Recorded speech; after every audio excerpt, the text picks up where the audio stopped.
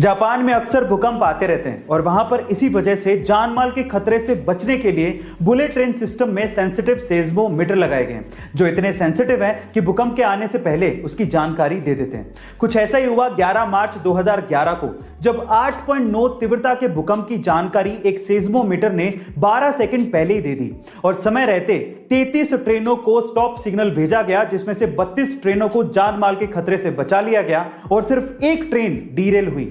Guys, आपको seismometer की ये टेक्नोलॉजी कैसे लगी कमेंट सेक्शन में जरूर लिखिएगा और ऐसे अमेजिंग वीडियोस के लिए शेयर, सब्सक्राइब एंड लाइक। मिलता है अगली वीडियो में।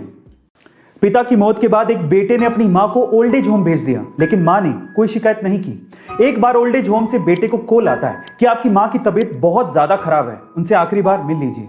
जब बेटा मां से मिलने पहुंचा तो उसने कहा कि बता मां, तेरी आखिरी इच्छा क्या है? तो मां ने कहा कि बेटा, इस ओल्ड एज होम में पंखे लगवा दे क्योंकि गर्मी बहुत पड़ती है, एक फ्रिज भी लगवा दे क्योंकि बहुत बार मुझे बिना खाना खाए सोना पड़ा था। तो बेटे ने मां से कहा कि तूने पूरी उम्र शिकायतें नहीं करी, लेकिन मरते हुए तू ऐसी शिकायतें क्यों कर रही है मां?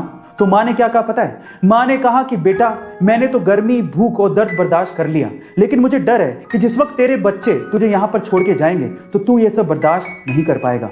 मां होती है, मरते दम तक वो अपने बच्चों के बारे में ही सोच रही होती है। तो क्या हमें हमारे माँ बाप के बारे में नहीं सोचना चाहिए? कमेंट सेक्शन में जरूर लिखिएगा और ऐसे अमेजिंग वीडियोस के लिए शेयर, सब्सक्राइब एंड लाइक। मिलते हैं अगली वीडियो में।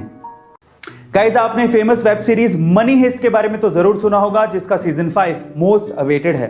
अब इसमें नायरोबी नाम की लड़की का एक फेमस किरदार था, जिसे निभाया था एक स्पेनिश एक्टर एल्बा फ्लोरेस ने।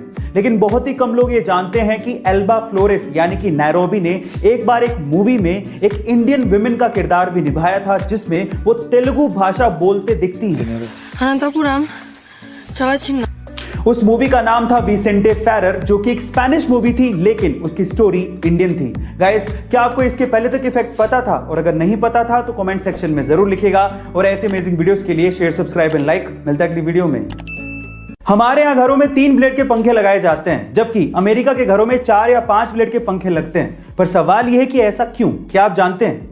ये कोई डिजाइन की वजह से नहीं है, इसके पीछे भी एक पर्पस है। वो क्या है, मैं आपको बताता हूं। एक्चुअली अमेरिका के घरों में कमरे थोड़े बड़े होते हैं और वहां पर एसी भी लगे होते हैं, इसीलिए एसी की हवा को रूम में चारों तरफ फैलाने के लिए भारी 4 या 5 ब्लेड के पंखे लगते हैं, जो कि धीमे चलते हुए इस काम को आसानी से कर देते हैं। लेकिन इंडिया में ज्यादातर लोग एसी अफोर्ड नहीं कर सकते और यहां पर कमरे भी छोटे होते हैं, इसी वजह से ज्यादा हवा फेंकने वाले हल्के पंखे चाहिए।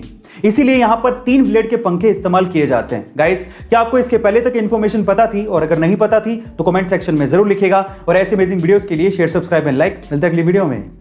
क्रिस्टियानो रोनाल्डो दुनिया भर के करोड़ों फैंस के लिए एक बहुत बड़ी इंस्पिरेशन है और ये बंदा भी अपने फैंस के लिए अपनी रिस्पॉन्सिबिलिटी को बहुत अच्छे से निभाता है। कैसे? हाल ही में यूरो 2020 मैच से पहले प्रेस कॉन्फ्रेंस में जैसे क्रिस्टियानो रोनाल्डो पहुंचे, उन्होंने नोटिस किया कि माइक के पास 2 सॉफ्ट ड्रिंक की बोतल्स रखी हुई हैं। तो उन्होंने तुरंत उन सॉफ्ट ड्रिंक की बोतल्स को हटाया और कैमरे के सामने पानी की बोतल को पकड़ के ये कहा, ड्रिंक वाटर। हालांकि वो सॉफ्ट ड्रिंक का ब्रांड पूरे टूर्नामेंट का ऑफिशियल स्पॉन्सर था, लेकिन इस बात की परवाह रोनाल्डो ने नहीं की और सही संदेश अपने फैंस को दिया। और ऐसा करके रोनाल्डो ने अपने फैंस में अपना विश्वास और मजबूत किया। गाइस, आपको रोनाल्डो की ये बात सुन के कैसा लगा? कमेंट सेक्शन में जरूर लिखिएगा और ऐसे अमेजिंग वीडियोस के लिए शेयर, सब्सक्राइब एंड लाइक। मिलते हैं अगली वीडियो में।